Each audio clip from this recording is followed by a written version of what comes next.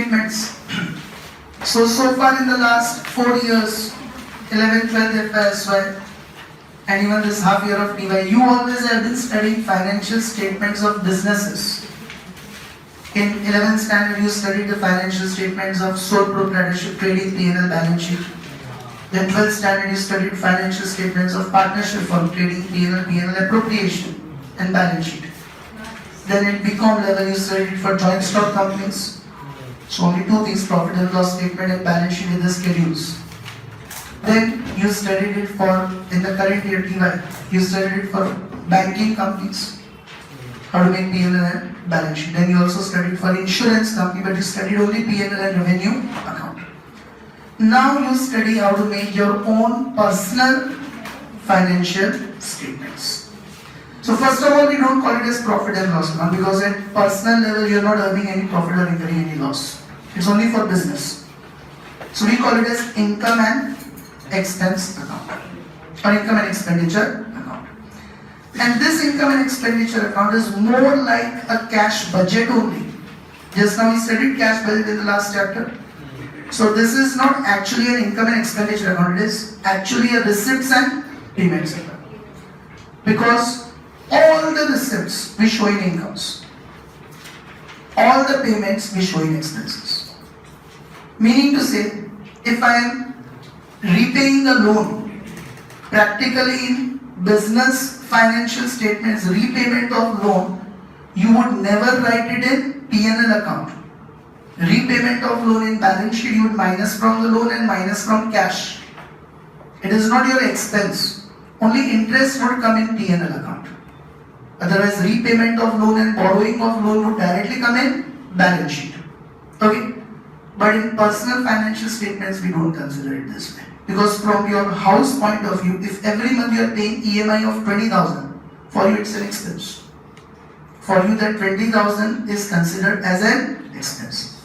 So don't view the receipt, income and expenditure account as profit and loss account. View it as receipts and payments account. View it as a cash book. View it as a cash budget. Exactly same way as we made the cash budget. All the receipts, whether it is a revenue receipt or it is a capital receipt. Even if you borrow a loan, borrowing the loan, would you ever show it in business financial statements in trading and P&L account? Where would you show the borrowing of the loan? Liabilities side. But here borrowing of loan also you will show in receipts. You are getting the money. Borrowing the loan you will show it in receipts. And any payments, revenue or capital, you will show it in payments. If you purchase furniture, do we used to show it in P&L account? Purchase of furniture we used to show on asset side, but here purchase of furniture also you will show it in payments, expenses. Purchase of car also you will show it in expenses. So in personal financial statements, income and expenditure account is more like receipts and payments. All the money received by whichever means, legal only, but whichever means revenue or capital, you'll show it in incomes. And all the payments, by whichever means you make it, will be shown as expense. Is everyone clear with it? And balance sheet is made like a normal balance sheet, but we follow a format of an American standard as per which in personal financial statements we show assets on the left side and liabilities on the right side. And this is not like a normal final account where income and expenditure balance will go to capital, then balance sheet must tally. Neither the balance sheet is going to tally, nor any surplus of income and expenditure is to be transferred to capital. There is nothing like capital. In balance sheet we find our wealth. So first we write all the assets, from that we minus our liabilities and remaining is called net worth. Net worth means our wealth. So from balance sheet we try to find out, is our wealth increasing year by year or not. So all the assets at the end of the year we show it on the asset side. All the liabilities we show on the liabilities side. But format is changed. Left side assets, right side liabilities. And whatever balance remains is our net worth. That is our actual wealth at this point of time. Is everyone of you clear with it? So these two we are going to study in detail in this chapter, but we need to follow certain formats which are very simple. So, write down a brief introduction. First point in that. Personal financial statements, no accounting standards. No accounting standards. Second point. Personal financial statement includes first, income and expenditure account or income and expense account. Second, balance sheet. And third, money measurement ratios. Okay, here we'll make a summary kind of a thing. So today we'll understand income and expense accounts format and we'll take up with the question. Then you leave some space in the summary. Next lecture I'll explain you balance sheets format and we'll take up this question. Then we'll take up next questions. And then we'll understand certain formulas of money measurement ratios. Okay. So today we understand the concept how to make income and expense account.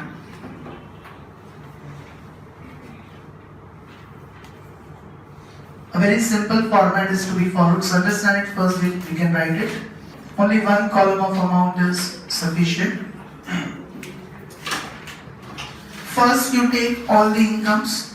Practically, here incomes means all the receipts.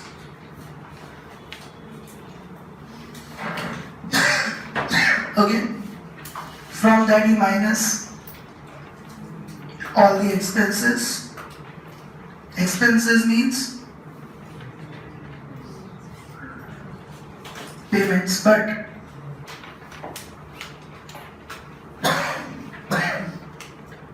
you'll minus the expenses or payments except investments. Which payments will not be considered? Investments. That also will minus, but later.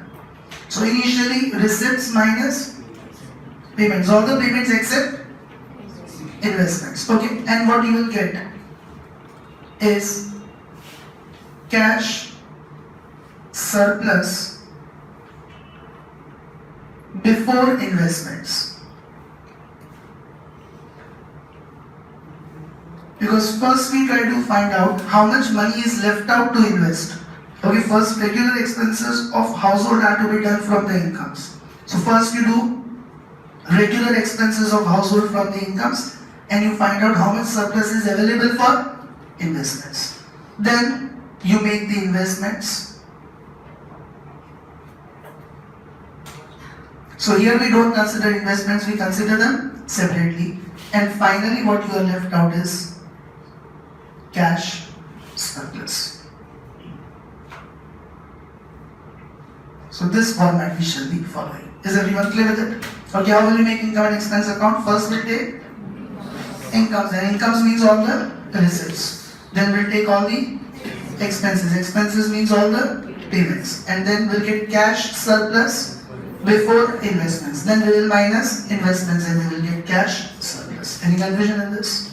No, yes? Any confusions with this income and expense account format? We'll see a rough example first in the book itself, then we'll solve a question. How to make this? Who are writing it still? Now, look at page number 21. Look at page number 21. You'll find worksheet 2.2. Income and expense statement for Tim and Andrea Shepherd. So this family's example of income and expense is given. You will read that first so that we understand how to make it. Income and expense statement, name is Tim and Andrea Shepherd, for the year ended 31st December 2007. Everything is given in dollars. As I said, we have to follow the American standards here. So wages and salaries, first they have shown the incomes. Wages and salaries of Tim and Shepherd, then Andrea Shepherd. Then self-employment income is not there. Bonus and commission, so Tim sales commission. Then investment incomes. Interest received, dividends, rents, sale of securities, others. Pensions and annuities and other incomes. We are not supposed to remember these categories in college. Any order you can write any income. So you just remember if the money is received, it's an income. Expenses, same way in expenses also no order is to be remembered. They have given a classification so that you understand which kind of expenses are possible at house. Like housing expenses are possible, for example, rent or mortgage payment, including the insurance and taxes, municipal taxes, etc. Repairs, maintenance and improvements. Utilities, gas, electric, water, phone, cable TV and others. Food, groceries and dining out. Transportations, auto loan payments, license plates, fees, gas, oil, repairs, tires, maintenance.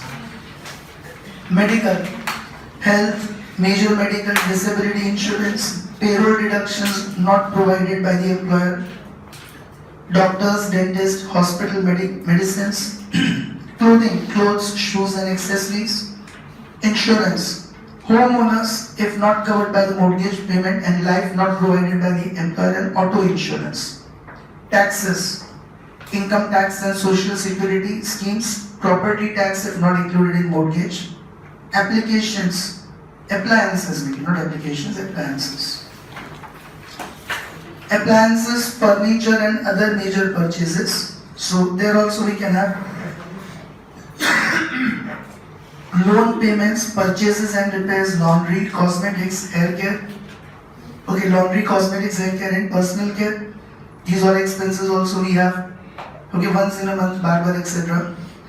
Recreation and entertainment.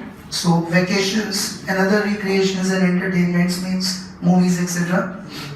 Other items, tuitions and books of Anglia, gifts. Then learning payments like education loans and loan payments of parents, etc. Okay, so this format we are going to follow. Any confusions in this? So I am directly going to take up an exams question because first I want to concentrate only on income and expense account. In main pamphlet questions, income and expenditure and balance sheet combined are there. And in exams they have asked questions only on income and expense account also. So page number 36, question number 10A.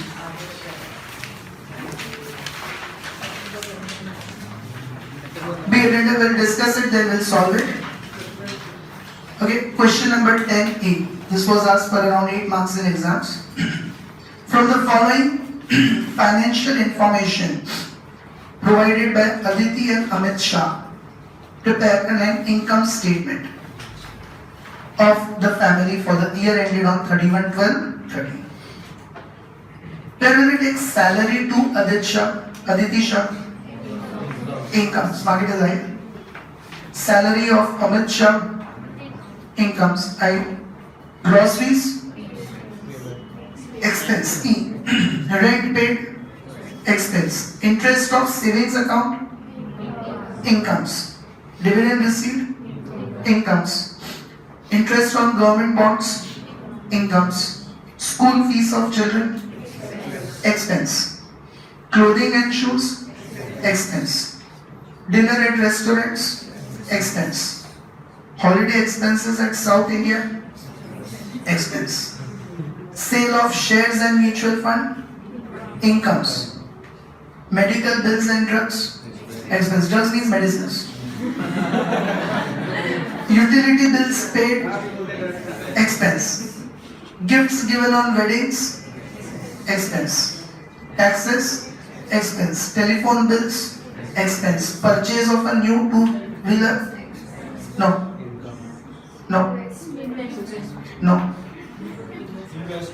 Tell me, purchase of a new two-wheeler 80,000 is your expense if you make full payment of 80,000. Normally two-wheelers and cars etc. we purchase on loan and EMIs. So if you purchase a car of 10 lakhs, you cannot say it's your expense if you have not paid 10 lakhs. If you made down payment of 1 lakh, then only 1 lakh is your expense. And then if you every month pay 10,000 as EMI, then 10,000 into 12, 1 lakh 20,000 is your expense. So put your pens down. Purchase of two-wheelers of 80,000. Auto loan two-wheeler payments are 20,000. And loan outstanding on two-wheeler is 40,000. Now raise your hand. How much of down payment might have done?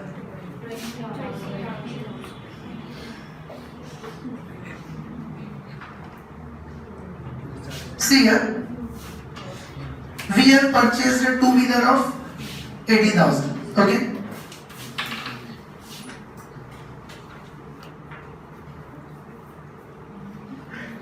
We have purchased two-wheeler of 80,000. Out of that, we have paid loan in this year of 20,000. Loan payments 20,000 will come in expense. Loan payments marked as E. Loan payments will come in expense. Okay. How much should be the loan pending? 60,000. But how much is loan outstanding on two-wheeler? Loan outstanding is showing as only 40,000. It means we might have made down payment of 20,000 immediately. 20,000 we would have paid immediately out of 80,000. Remaining 60,000 we borrowed the loan. Out of 60,000 in this year we have paid loan of 20,000. So 40,000 is outstanding. So how much of down payment we might have done in the beginning itself? 20,000. This will also be shown as an expense. So purchase of two-wheeler will not come anywhere. Loan outstanding will not come anywhere in this statement. Okay, only two things will be recorded. Loan payment of 20,000, that will be shown as an expense, and down payment of 20,000, that will also be shown as an expense. Any confusion in this? Raise your hand who is not clear with the down payment of 20,000. So loan payments, did you mark 20,000 as E? Loan outstanding, no effect. Purchase of mutual fund? Investment, so it will come at the end later on. Initially will neither take it in incomes nor in expenses. After we'll find cash surplus before investments, take it. And purchase of government bonds is also investments. So any confusion with the question? Make this workings and then the format. Income statement for the year ended. Done with it, everyone?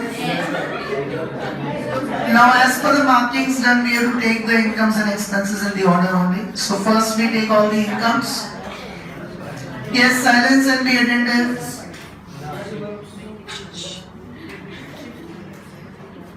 Salary of Aditi Shah 4 lakhs. Then salary of Amit Shah 6 lakhs. Then interest on savings account 12,000. Then dividend received 5,000. Interest on government bonds 7,000. Then sale of shares and mutual funds. Anything else do you find in the incomes? Anything else marked as I?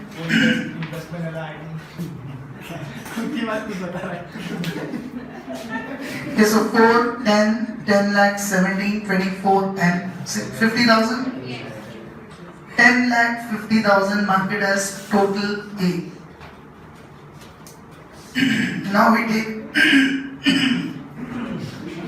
expenses.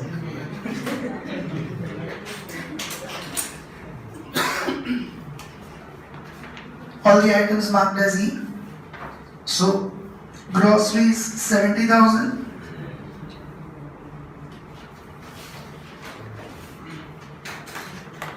Rent paid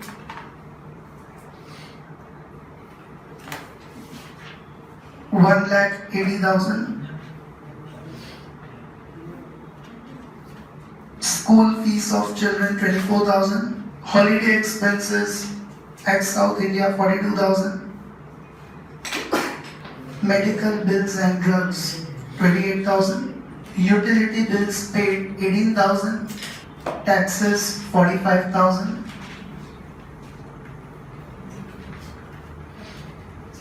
Telephone bills 12,000.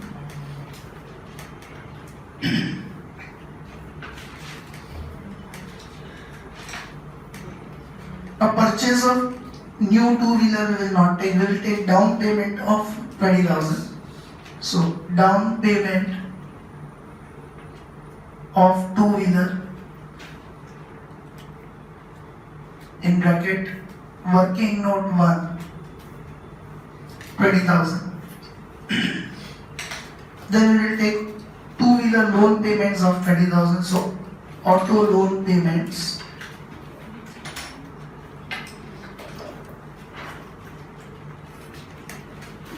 $20,000.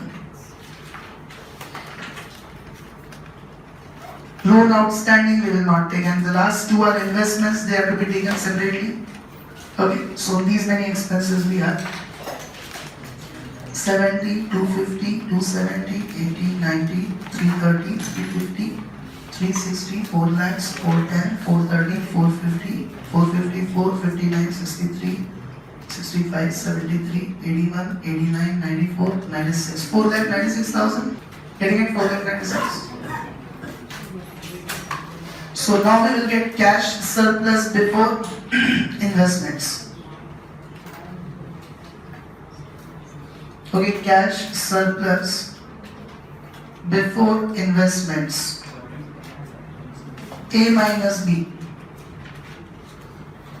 That is 10 lakh 50 minus 496. So 5 lakhs 54,000. Okay, now we will show investments. Let us say this cash surplus is equal to C. Two investments are there at the end: purchase of mutual funds 25,000, purchase of government bonds 30,000. Total investments 55,000, marked as D. And then final cash surplus C minus D. So 5 lakh 54,000 minus 55,000, 4 lakh 99,000. Okay, this is the final cash surplus with the family. Did everyone understand this? Any confusions in it? So balance sheets format we can take up today. Questions will start tomorrow. Okay. Now, as I already discussed with you, that here we don't make balance sheet in traditional format, first liabilities, then assets. We make the balance sheet here is left side we show and right side we show liabilities. So understand this. When you make a personal balance sheet, then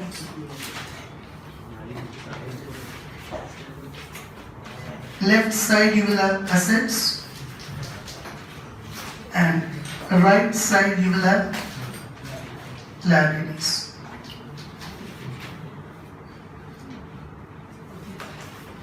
Now assets we have to show it in certain order, reverse order. Normally when we made the balance sheet, we had shown the assets in the order of permanency.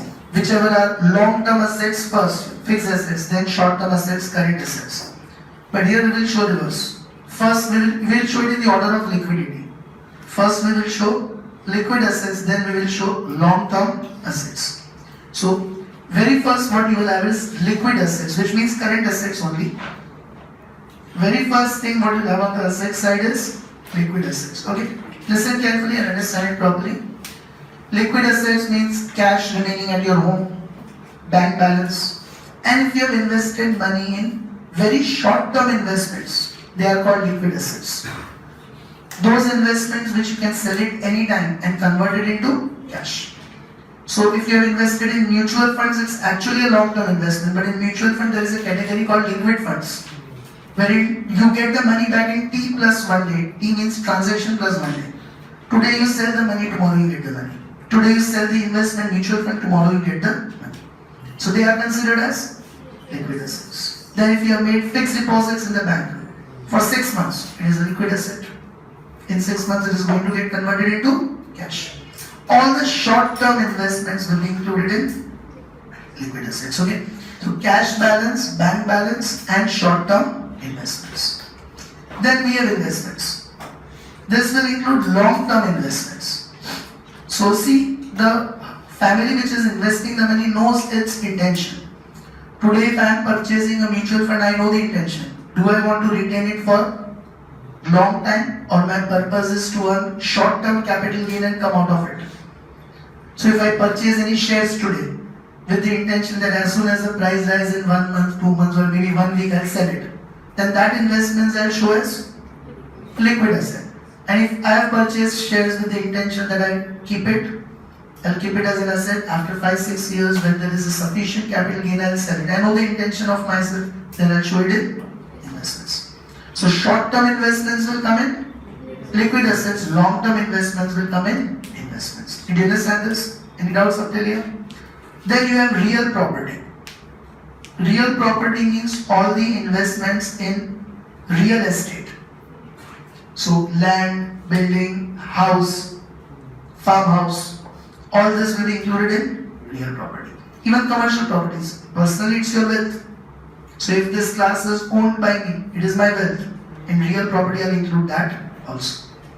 Did everyone understand it? So all the real estate properties will be included in real properties. And then you have personal property.